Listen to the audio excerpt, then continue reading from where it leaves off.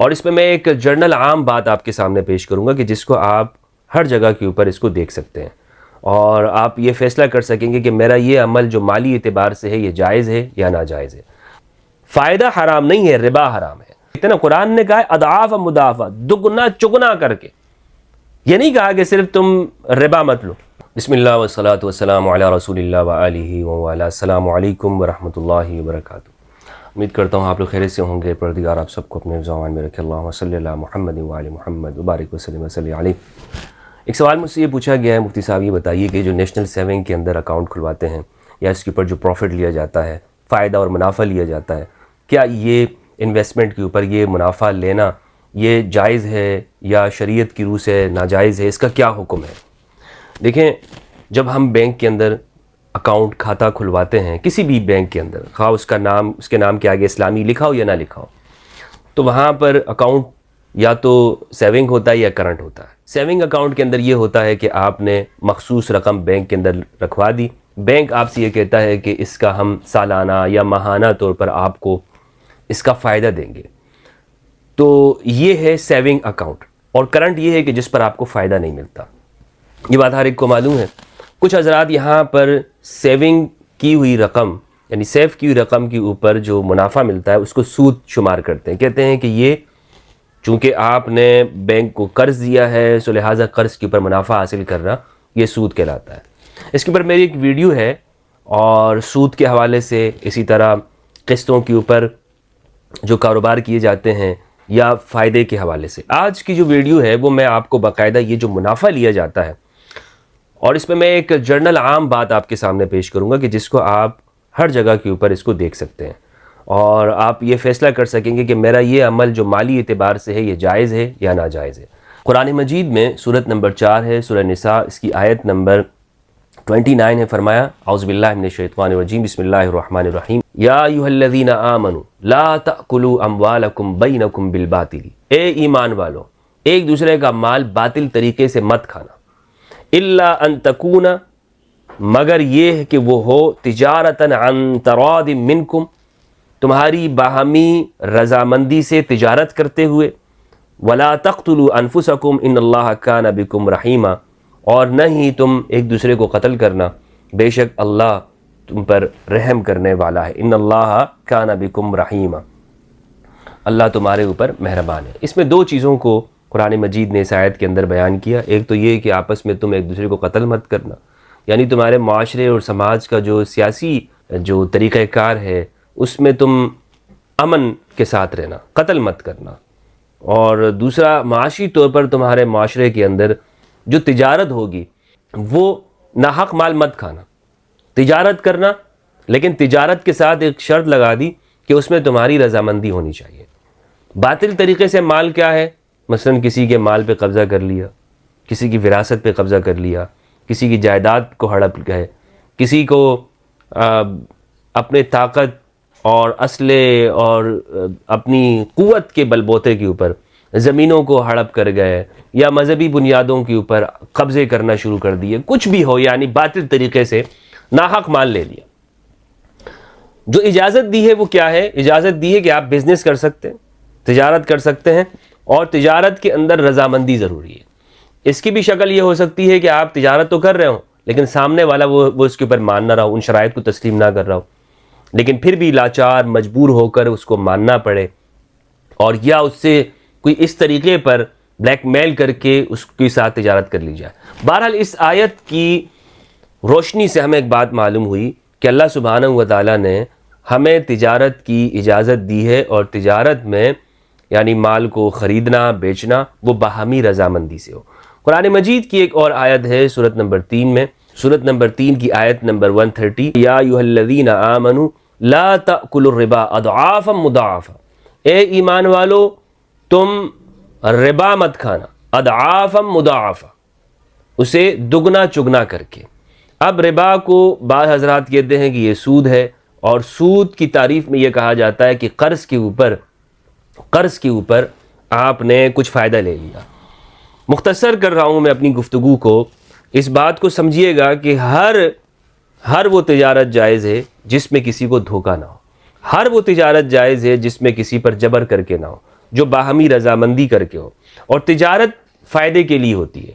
مثال کے طور پر اگر آپ کے پاس ایک مال ہے اور آپ مارکیٹ میں بازار میں جاتے ہیں اور وہ اسی قیمت کے اوپر آپ فروخت کر دیتے ہیں جس پر آپ کو وہ آپ نے لی ہے، تو یہ تو تجارت نہ ہوئی، یہ تو اپنے آپ اس میں کوئی فائدہ نہ ہوا۔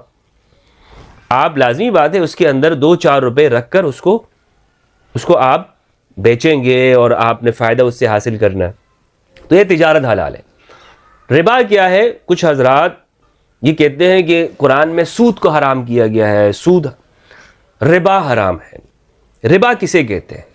ربا وہ یعنی اگر آپ نے کسی کو قرض پہ دیے، پیسہ دیا، اور اس میں اس پیسے کے اوپر قرآن کہتا ہے اضعافا مضاعفہ، دگنا چگنا کر کے اگر آپ لے رہے ہیں، صرف یہ نہیں ہے کہ آپ نے اس سے فائدہ لے رہے ہیں، فائدہ حرام نہیں ہے، ربا حرام ہے۔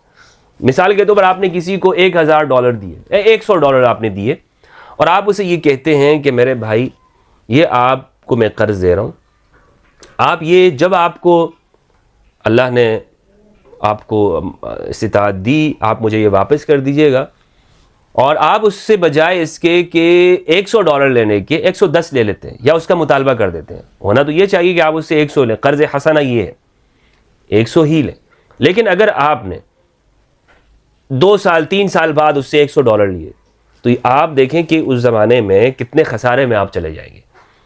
اسی لیے اگر یعنی 2020 میں اگر آپ نے کسی کو 1 تولہ سونا وہ ادھار پہ دیا تھا، اور 2026 میں اگر آپ اس سے 1 تولہ ہی لیں گے تو یہ حماقت ہوگی، کتنا فرق آ جائے گا۔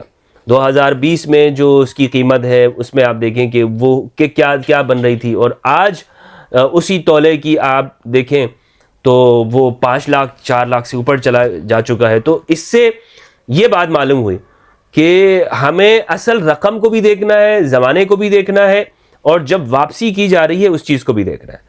تو یہاں پر مثال کے طور پر آپ بینک میں نیشنل سیونگ کے اندر اگر آپ پیسے رکھواتے ہیں تو وہ قرض تو ہے، مثلا آپ نے انویسٹ کے لیے وہاں پہ دیے، لیکن اگر اس پر وہ آپ کو فائدہ دے رہا ہے تو یہ سود نہیں ہے، یہ سود نہیں ہے۔ کیسے سود نہیں ہے؟ آپ کہہ سکتے ہیں کہ بھائی آپ نے پیسے رکھوائے اسی جتنا ہونا چاہیے۔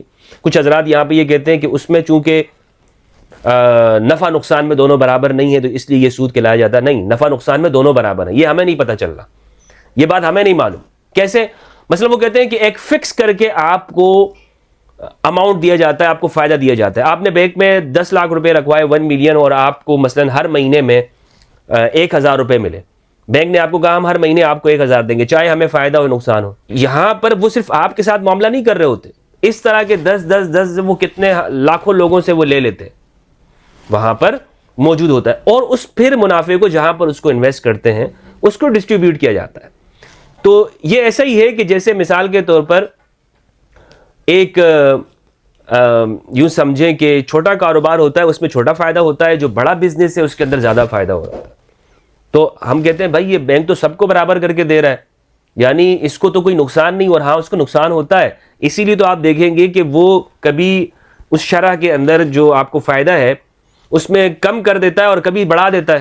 یہ کس بنیاد کے اوپر کرتے ہیں؟ یہ اسی بنیاد کے اوپر کہ اس میں یہ چیز ہوتی ہے۔ دنیا کا کوئی کاروبار نفع نقصان کو مد نظر رکھتے ہوئے اس کو نفع نقصان کو مد نظر نہ رکھا جائے تو وہ نہیں کیا جا سکتا، چاہے وہ دنیا کی بڑی معیشت ہو یا چھوٹی معیشتیں ہوں، اس میں باقاعدہ نفع نقصان کو مد نظر رکھ کے کیا جاتا ہے۔ کل ملا کر بات یہ ہو گئی کہ ہم جو یہاں پر نیشنل سیونگ کے اکاؤنٹ میں بناتے ہیں اور اس میں وہاں پر انویسٹ کرتے ہیں، وہ وہاں پر مختلف کاروبار کے اندر اسے لگاتے ہیں، اور یہ باقاعدہ ہماری رضامندی ہوتی ہے دونوں جانب سے، جیسے کہ قرآن نے کہا کہ آپ تجارت رضامندی کے ساتھ کریں۔